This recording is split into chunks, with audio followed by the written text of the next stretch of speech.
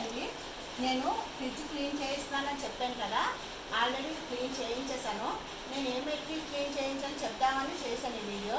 ఇందులో నేను only baking soda and lemon అండి, ఈ రెండేనండి. ఎందుకంటే మనం పెట్టేదంతా ఫుడ్ పెడతాం కాబట్టి ఫుడ్ పాడవుతుంది లిక్విడ్స్ అవి వేసి మనం చేస్తే. అందులో only baking soda and lemon అండి. మీకు ఆల్రెడీ నేను చేయించినప్పుడు చూపించాను.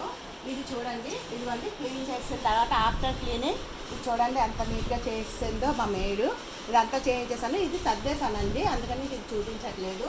ఇది మీకు క్లీన్ అయిన తర్వాత చూపిద్దాం చేశాను, అంతే అండి. ఆఫ్టర్ క్లీనింగ్ అండి ఫ్రిడ్జ్.